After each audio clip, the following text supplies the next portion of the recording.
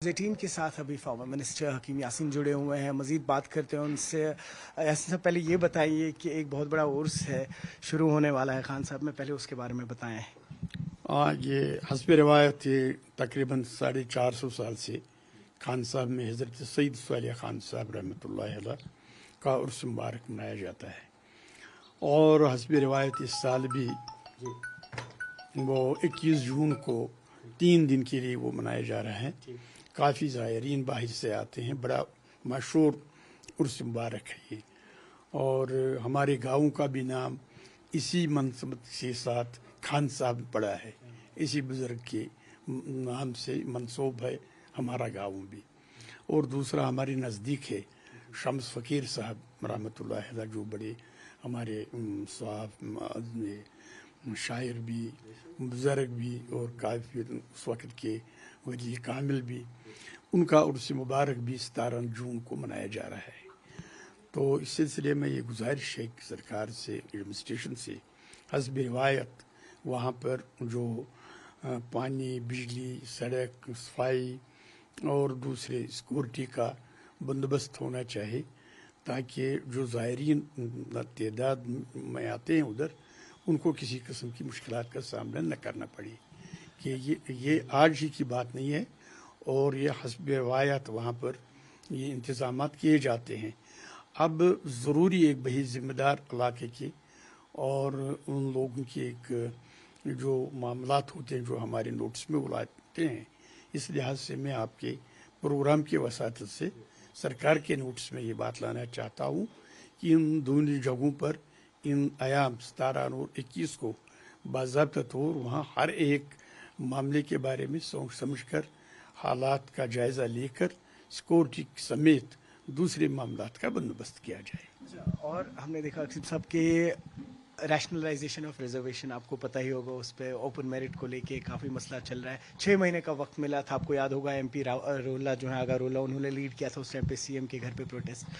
तो 6 महीने हो चुके हैं, स्टूडेंट्स ने एक डॉसियर भी प्रेजेंट किया था, लेकिन अभी तक कोई ऑफिशियल कम्युनिकेशन नहीं आ रही है और स्टूडेंट्स जो हैं थोड़ा असमंजस में हैं, जानना चाह रहे हैं। तो आप ओवरऑल कैसे देख रहे हैं इस सब को? ये एक हमारा बहुत सेंसिटिव इशू है। हमारे खासकर हमारे जो पढ़े लिखे नौजवान, अगर आज भी हम उनको इग्नोर करेंगे इस मुनासिबत से, अगर हम संजीदा तौर से उनके मुस्तक़बिल बारे में सोचेंगे, इसके बहुत बुरे असरात पड़ेंगे। कमेटी तो बनाई है सरकार ने, उन्होंने 6 महीने का टाइम मांगा। कल आपके ही प्रोग्राम के वसात से मैंने ये सुना कि अब वो कैबिनेट में लाए जा रहे हैं। हम मॉनिटर कर रहे हैं, देख रहे हैं किस अंदाज से सरकार जम्मू कश्मीर के नौजवानों के साथ, यहाँ के लोगों के साथ इंसाफ करेंगे, क्योंकि ये एक फर्द का मामला नहीं है, एक सोसाइटी और उन नौजवानों के साथ मामला जुड़ा हुआ है जो काफ़ी मेहनत मशक्क़त करके अपनी तालीम हासिल करते हैं। इससे पहले भी रिजर्वेशन के कुछ सेक्शंस है, ST है, SC है और दूसरे हैं, हर एक को अपना अपना हक मिला। अगर ये न बुरा होगा, सिर्फ कश्मीरी बच्चे ही जिनके बारे में अभी कोई फ्यूचर की बात कोई नहीं कर रहा है, हमें सबों को अपना हक मिलना चाहिए। उस मुनासिबत से हमारे बच्चों का रिजर्वेशन के बारे में गवर्नमेंट को बड़ी दूर अंदेशी के साथ सोचने की ज़रूरत है, ताकि ऐसा फैसला होना चाहिए जो सारे सोसाइटी को, तमाम लोगों को काबिल कबूल हो। हम उसका इंतज़ार कर रहे हैं। उसके बाद हम रिपोर्ट आने के बाद इंशाल्लाह आपसे ज़रूर मिलेंगे। बस एक आखिरी सवाल लूँगा। आप प्रधानमंत्री ने कुछ दिनों पहले हरी झंडी दिखाई थी वंदे भारत को, साथ में आपने देखा चेनाब ब्रिज जो है वो भी इनॉग्रेट हुआ। उसके बाद हमने देखा कि डॉक्टर फारूक अब्दुल्ला है, उन्होंने भी अभी ट्रैवल किया है। किस तरह से देख रहे हैं इस पूरी डेवलपमेंट को आप? क्योंकि आपके एरिया से भी जब हम बड़गाम की बात करें, उस तरफ से भी काफ़ी वही से गुजरती है और काफ़ी वक्त से ये प्रोजेक्ट चल रहा था। तो किस तरह से देख रहे हैं? और स्पेशली बस एक और चीज़ जोड़ना चाहूँगा, साथ ही जो तिजारत से जुड़े हुए लोग हैं, इंडस्ट्रीज कॉमर्स से, वो कह रहे हैं कि अब अगर कार्गो ट्रेन्स भी आएँ तो काफ़ी ज़्यादा सहूलियत होगी माल लाने में, जाने में।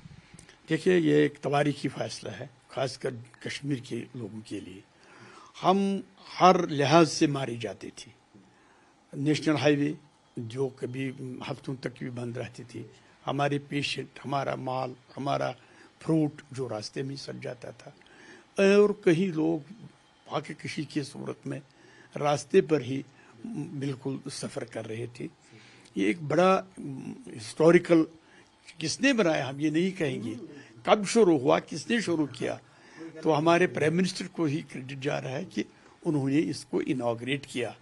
مگر ہم ان لوگوں کو بھی بھولنا نہیں چاہیے جنہوں نے ہسٹری کو مد نظر رکھتے کہ اس چیز کو تربیت دی اور اس کو ایک پروجیکٹ میں لانے کی کوشش کی۔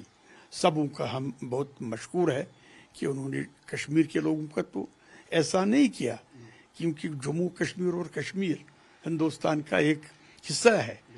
جس طرح باقی اسٹیٹوں کو انہوں نے اس قسم کی سہولیات پہنچا دیے سالہ سال سے، شکر ہے ہم اس کے مستحق تھے، تو بھی ہم ان کو مبارکباد پیش کرتے ہیں۔ مگر اس لحاظ سے بھی میں مانتا ہوں جب ڈائریکٹ دلی سے یہ کشمیر کنیکٹ ہو، یقین ہے کہ کٹرا سے اور ہمارے لوگوں کو اترنا پڑے، ہمارے مال کو وہاں دوسری ٹرین میں بدلنا پڑے، اس سے بھی ہمارا کوئی خاص فائدہ ملنے والا نہیں ہے۔ اس لیے کہ ہمارے جو کرنا ہی تھا ان کو، اب ہم تب ہی اس کو تصور مکمل کریں گے جب ڈائریکٹلی کشمیر اور دلی کو دوسری کنٹری کے ساتھ اس کو ملائیں گے۔